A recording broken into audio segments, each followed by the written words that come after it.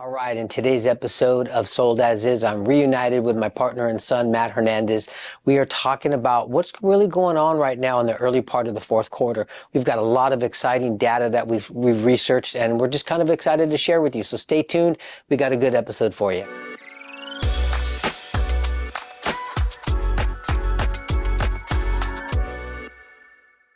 All right, welcome back to another episode of Sold As Is. I'm back with my partner in crime and son, Matt Hernandez. I'm back.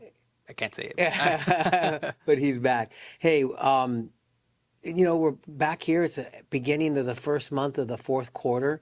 Man, the time is going by so Really, quick. really fast. I did this deep dive. Obviously, I've shared with you a lot of the analytics and the data that I found behind the scenes here. Yeah. And I thought in today's episode we'd kind of talk about what we're really seeing here, because a lot of interesting stuff. You had a word or a saying that you called it. What was Yeah, it? I mean, I just called it some micro trends, Micro trends. I love but I think that. it's great because we're seeing a lot of in-depth activity that would normally kind of have a little bit of a lag indicator because Right. we don't get kind of each quarter's data until it closes. But Right. where we're seeing some real time indications of what's going on in the market, and that we wanted to just kind of, I guess, get everybody up to speed with what's going on. Yeah, because I think it's a really unique situation right now, time and place of the market. I don't know if it's the elections that's causing this, but we're seeing inventory growing, Hmm. and we're seeing properties stay on the market for a lot longer, and we're seeing a lot more downward arrows on the listings that are on the market, which tells me that the sellers that have to sell, they're improving their price to Right. get buyers to come and write offers on it. Right. And by downward arrows, you mean price reductions and things like Correct. that. So they're coming off at, let's say, a million, and then you're seeing 975 or 950, 925. Right, Okay. right. We're seeing these reductions. Okay. For agents in the MLS, when we search in the MLS and you see a property with a downward arrow, you know that price has been improved. Gotcha. So we're seeing a lot. As a matter of fact, almost across the board in every city that I've searched, was about a 42% of the listings that are on the market have downward arrows. Wow. And that's across the whole valley. Pretty much across Okay. the whole San Fernando Valley. I mean, there are a couple of outlier cities such as Burbank, Right. because I think it's such a niche little city, small little city, and the price points are kind of like it's $1 million to walk in for a 2-bedroom, 1-bath there. Yeah. So I think anything that comes on in that price range just has multiple Yeah. offers across the board. But So, for the most part of the greater part of the San Fernando Valley, whether it was Northridge or Sherman Oaks, regardless of the amount of inventory that was on in that city, almost 40 to 42% of those listings that are on the market have downward arrows. wow. So what is that? So what exactly does that mean? So let's kind of let's talk about buyers. Let's isolate that Okay, first, right? So sure. so we're seeing a lot of downward arrows, meaning we're seeing sellers that are reducing their prices to obviously incentivize more buyers to come take a look at their house, Absolutely. which is ding, ding, ding, an opportunity for the buyers out there that have been sitting on the sidelines, hoping, wishing, praying for a dip in the market, right? So we could potentially be seeing a little micro trend of a small buyer's market. It's and that's kind of why I wanted to jump on earlier right now, and kind of share with everybody that if what I'm seeing is really kind of the future of our market, I really believe we could be at the beginning of a buyer's market, Yeah. because typically supply and demand rules our market, meaning the less apples there are in the season, the more expensive those apples get, Right. and the more apples there are, the cheaper they are. Yeah. So we are starting to see more apples on the market, which Right. means that these are going to get cheaper, and we're seeing that by all the downward arrows. So buyers are kind of sitting there going, yeah, I like that price, but not enough to get off my chair and come out there and write you an offer. Right. And to stay within your analogy, we're seeing multiple grocery stores that are also discounting the prices of their apples Yeah. because not a Yeah, lot of people are they coming want you out. to come and buy my apple. Right, right, right. Yeah. Okay. Good analogy. Yeah. Good point. So, and just even in the buyers that we have right now that we've opened up escrow, I mean, we've got the one that we just said, house was listed at 920. Hmm. They reduced to 899. We opened up escrow at 860. Yep. Mhm. And then we actually negotiated an additional $10,000 for credit for closing costs. Yep.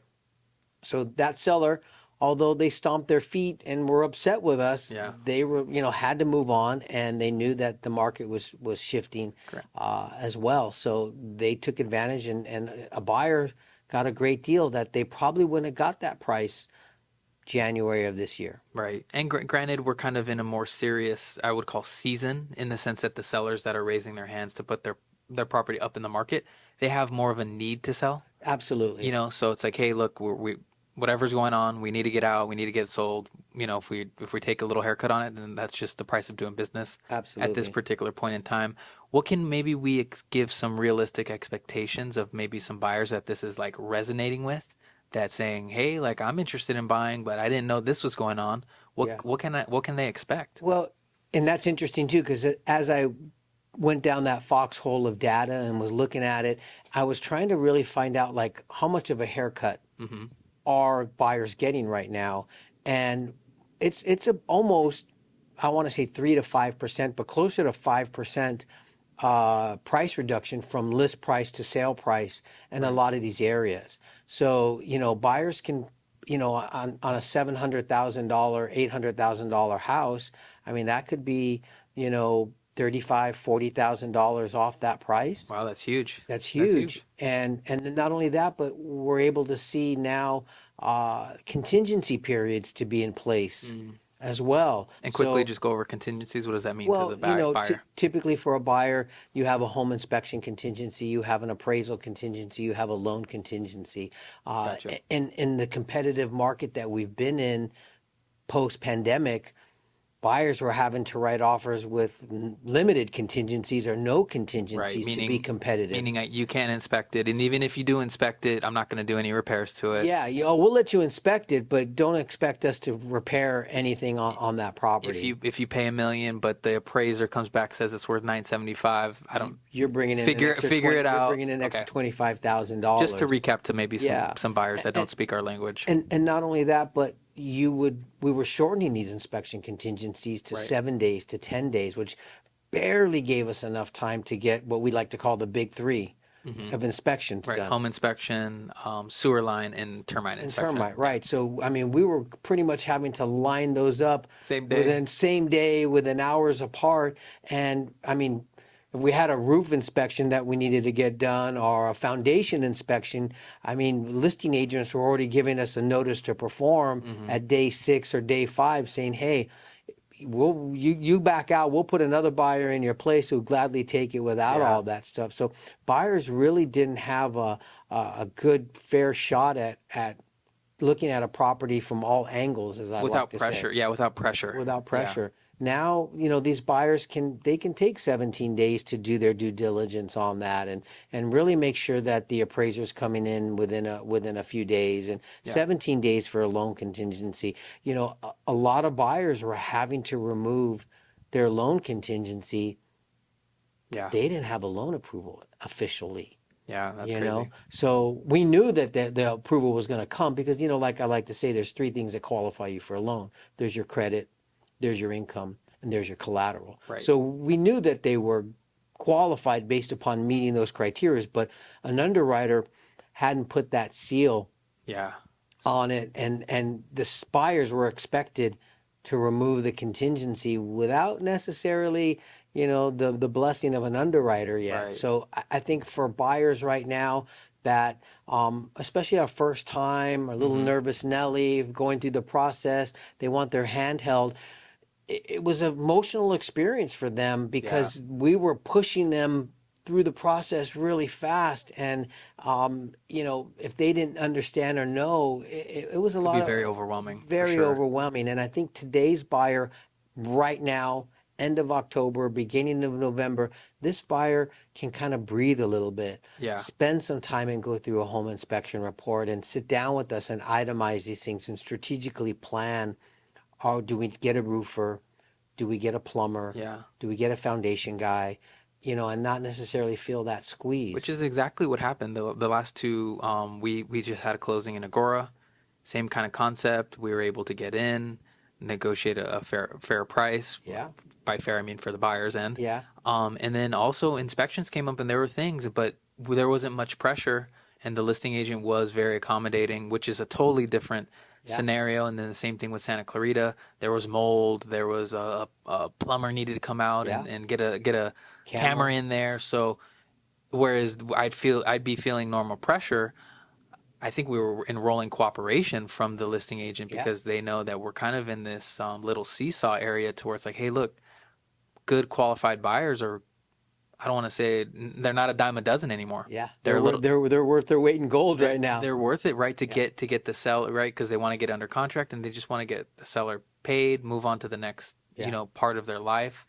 So right now, buyers can expect, right, a little bit of wiggle room negotiating with price, Absolutely. a little bit less pressure from the other side, get pushing them through that inspection. Contingencies we can start to extend those a little bit to give a little bit of pressure off the Yeah. buyer. What else?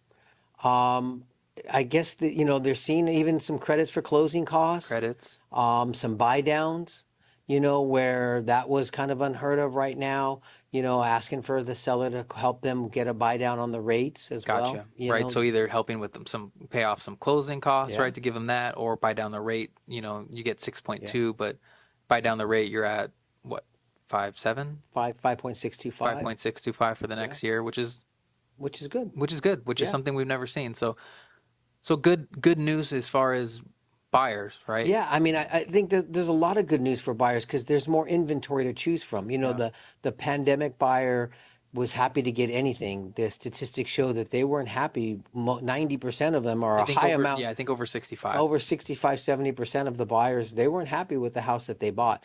Today's buyer really has an opportunity to make sure is the size of that kitchen, what they're looking for, the bedroom Yeah. size, the backyard, what they're really looking for. So, there's and I don't know, is it the elections or when the rates, Fed dropped the rate down, did they expect this, rates to see a significant drop? They didn't. They actually went up a bit. Yeah. So I don't know why a lot of buyers are sitting on the fences, but why they're sitting on the fences not buying. Inventory is continuing to grow, and the sellers that need to sell are lowering their properties. Yeah. So the ones that are seeing this, they're the ones getting out and snatching up a good deal. Yeah, there always seems to be a lot of pessimism in the market with buyers or sellers. They always want to wait to get over that hump. I don't really understand the idea or the concept behind it. I mean, it's almost like, I always say, like, a buyer, no buyer wants to be the dummy that overpays for a house. Right. And it's like when they see a good deal, they don't really know if it's a really good deal until they see a bunch of people going out and buying. And I think that that's what's Like going to social proof. Right, social proof. Yeah, and I think that's what's going to happen again right now is we're sharing this to our sphere right now. Those who it resonates with, like you say, will take action. Yeah. But it's not until CNN or ABC News starts reporting this trend that all of a sudden they're going to come out. And by then, I think they've missed that golden opportunity that we were saying Right. weeks ago when this information hits. Now, maybe this is a false lag indicator. I don't know, but we're seeing it right now. And we're seeing a lot of good buyers get some good deals on it. So for the buyers, I think it's a really good opportunity. If you do have a need or a want to own right now, fourth quarter, you should be looking on Zillow. You should be with your real estate agent looking at these properties to see, are there some really good deals out there? Yeah. Because there are. Yeah. I mean, it is kind of borderline, right? We're kind of at this interesting point to where it could go either way. It could continue to be a seller's market, which for as long as I've been with you and working with you, it's always been a seller's market. Yeah. This is the first time where I've seen any indication of it switching, prices are softening, seller credits and things like that. Yeah. And I think we're at a unique opportunity or a point to where a lot of us on the agent side on our team are a little bit buyer heavy, but you also have another perspective of being more of our seller. You're handling sellers and being able to look at this data, because this initially came from you checking data for sellers and giving them an idea of like, hey, look, these are the properties in our area. This is what's going on. So you have a very unique perspective of being able to articulate this to your sellers. Yeah, I mean, why I went down that foxhole was because my listings were sitting. Right. And I couldn't understand. I mean, the last listing that we had, I was the lowest priced townhome when I came to market. In an upwardly trending market, you don't necessarily put a lot of weight on your sold properties or your pending properties. when you list a home, you're entering into a competition. Right. And so I would look at where is my competition priced at and how competitive am I? So when I come to market, I want to be the best priced home on the market so that I get the most attention. Hmm. And I was the best priced home, but the buyers weren't reacting to that. Right. So I had to go back and dive into this data and say, what's going on here? Why is inventory growing? Why are buyers not coming out of the woodwork to pick this deal up? And then going back and getting feedback from the agents and the buyers of, hey, it might need this. So we've had to go in and reshoot photos. Yeah. We had to replace some carpet. Like we were reacting to what the buyers were saying, and yet still no offers. Right. So we had to improve the price. We almost had to relaunch that particular property almost like 3 times, Correct. seemingly with little micro adjustments. We eventually got it done. However, we were way off with the initial asking price when we first came onto the market, right? We Yeah, started off at what, 775? yeah, We and then at 700. Yeah, But if you would have looked at the data, like every experienced agent, you would have said, man, 775 is a great number. right. But when you're in the trenches and the market's evolving right in front of you, Yeah. you don't see it until you're in it. Yeah. And luckily the sellers responded to my information and saw the data and agreed with me that, yeah, Yeah. market's shifting right in front of our eyes. We need to be ahead of that curve. And when we got to that magic number that a bunch of buyers raised their hand and said, Right. I like that number, we Which is we sold it. which is huge because not all the times we have clients or sellers that are cooperative Yeah, with us and things like that because they'll be like, well, you didn't sell it. You didn't tell me this. You're not doing your job. I'm going somewhere else. So right. it was a blessing that you actually Well, had some clients that were leaned on you during the yeah. little micro shift, as we're Yeah. calling it. Well, it's like don't shoot the messenger, like let me send you the data. Let me show you, I think it's easy for a lot of novice listing agents just to say, well, buyers didn't want to lower. I was bringing the data Right. to them. I was up all night, up early, researching, running it through some analytic data analyzer to kind of really see what was going on, how many homes were coming on the market, how many homes were coming off the market, how long were they staying on, Yeah. where it was going, and you could see literally the demand for buyers was shrinking, Right. Right. and you had to have something really really good to get them off the couch into their car to come see your property. I mean, we're talking a lot about buyer benefits. What type of would you say that there's any advantages right now for sellers, right? I mean, Well, yeah, absolutely. I mean, I think the advantage for sellers to know this information is similar to your stockbroker calling you and saying, "Hey, remember that stock I sold you for $80? And now it's $190. Well, guess what? That stock's on the downward trend. mm, It might be a good time to consider getting out of that stock because I think its performance is down right. or heading downward. Cash out, Take take some profit and take some run. profit and run. Mm, Um, and I was always taught in real estate to never sell on the upward trend, anyways. really? Yeah, well, because if you're selling on the upward trend, you can't purposely gauge how much money you left on the market.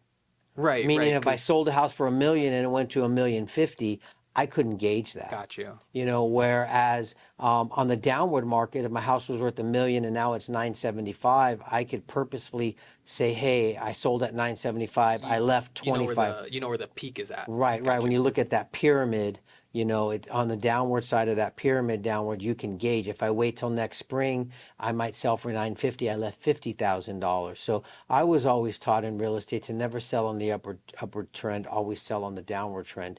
And the data that I'm seeing for the first time in a long time, we're on that downward trend. So if you are a seller, I think it's important for you to know how much is your home worth October, November of 2024. You determine whether or not that price is acceptable to you. If you don't want $1 million and you thought it was worth 1,100,000 and buyers Yeah. give you 1 million, well, if you wait till spring 2025 and you got 950, at least Yeah. I left 950. Or the market reacts to this, they gobble up the inventory and you got 1,100,000. Man, you did really Yeah. good by waiting. So Sometimes we also have that but we have a Mustang, a 68 Mustang. I'd love to get 20 grand for that thing, but sometimes I have to look at it and, when we're only getting offers on 10 for it, Yeah. and I have to look at it as like, man, it's a little beat up. Yeah, the engine's a little, you know, Yeah. doesn't, need a tune up and things like that. And sometimes like we also have to be in touch with what we think something is worth versus reality. And Yeah. sometimes I feel like Yeah. there's always a disconnect between like perceived value and actual value and things like that. So, Great analogy. um, My Mustang's worth 20 grand yeah, though. yeah, yeah, If you want to sell it, you want to buy it, you got to show up with 20 yeah. grand. I don't care what shape it is. I mean, that's just, but That's that's just, just us, like, yeah. hey, look, I guess maybe we're not the best fit then, Yeah. I'll Yeah. go find No. somebody else. No, absolutely. And sellers have the same analogy with real estate. And I'm glad you brought that up Yeah. because it's true. There's some sellers that say, hey, I'm emotionally attached to this house and and for me to part with it, that's this price. You may not be this seller for Yeah. this market. Right. You might have you might have missed Yeah. that market, at least right now, fourth quarter. And there's a lot. I mean, there's the elections, there's holiday seasons coming up. There's a lot of things that could be causing this downward market with the inventory growing. I mean, when I look at our city here of Sherman Oaks, there was 137 homes on the market, Wow. and that was we were customarily running off of maybe 69, 70. Oh, wow. So So we're already double kind of. almost double the amount of inventory that we have. And then again, on average, about 42% of those have downward arrows. And it's not that the agent, I don't think, missed the mark on pricing the home. It's just you priced it on old data. Because it's happening right in front of our eyes, I think. Yeah, yeah. I think for the agents that are here, like us, that are reacting, and you called me to sell your house, I'm probably not going to look at my active comps to price your house. I'm probably going to look at like where I think the house is going to be valued at based upon maybe some pendings. Because Got you. pendings are telling me what people bid on. Right. Hey, I get it that this is what was active, which used to be considered fantasy land, Right. and solds and pendings were more like reality. And now that we're placing your house in this competition, we kind of have to look at what did buyers bid on Yeah. in the last 60, 90 days? What did these buyers that were bidding, what did they bid on, and what was the majority of the price points? Yeah.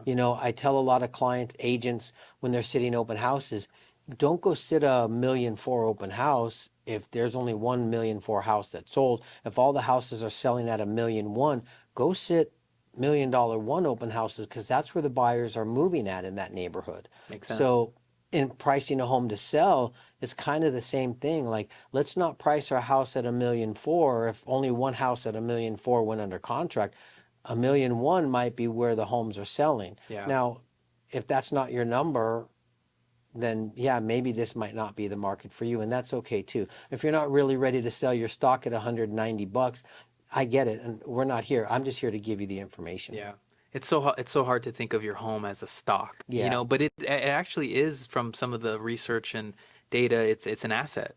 And Yeah. and sometimes you grow so much sentimental value and Yeah. it holds a lot. Maybe you grew up there. It was your childhood home, or you raised your kids there, and now you're an empty nester, and Yeah. you have so many memories, and it's worth so much more to you. And to think of it as an asset, which maybe goes back to what you're saying when you're listing a property, we have to take it from that asset perspective and say, hey, look, in today's market, this is what it's worth. But not only that, this asking price is an invitation to be able to get the majority of buyers that are also looking for this Sure. excited about your home. Sure. Absolutely. So it's a whole different framework that we have to now come with, throw our old blueprint out and come in with a new blueprint, and really reframe the seller's mindset of, Yeah. hey, if you're really serious about this is kind of XYZ of the new blueprint that we have to do Absolutely. if we want to push this thing through the finish line. Yep. Yep. I agree. Interesting. Yep. I mean, I guess as we're winding down here, Matt, recapping for buyers, I think it's a wonderful little, what was the word you Micro, used? it's a little micro. What was I saying? It's a micro adjustment, or just a Yeah. micro trend Micro right now. market trend Yeah, that we're looking at right now that is a great opportunity for buyers that are sitting on the fence right Yeah. now. If any of this resonates you, man, reach out to us. hit that subscribe button down below so we can keep you up to date on future episodes. My team and I are always here to help you. Love to be part of that home buying experience. Or if you're a home seller thinking about possibly selling, and your stock's up at $190 and you're ready to consider kind of moving into something else, you're ready to get out of that BMW and you want to put you into a Lexus or something like that. Hey, we're ready to Go help you. Porsche. Let's I'll go go to Porsche. Let's Porsche. go Okay, Porsche. gotcha. Hey, you're ready to get out of that BMW and you want to move into a Porsche? Like we're ready to help you. Yeah. Yeah. No, for sure. I agree. I mean, I think, like you said, it's a little micro trend. If you've ever been on the sideline and you're just waiting for the right time or the right opportunity, I think it's right here. And Yeah. depending on when you watch this, we're end of October, early November of 2024. It may be over in a blink of an eye. We don't know. Yeah. But if you have questions and you want us to walk you through the home buying process, you want to know what you qualify for, you just got overall questions, one of our team will be happy to help you out, give you all the information that we know and how we've gotten so many other families into home ownership. That's what we're all about. Love it. All right. Hey, we'll catch you guys on the next episode. I hope you guys got some good information out of this, and we'll see you on the next one. Bye, guys. Bye.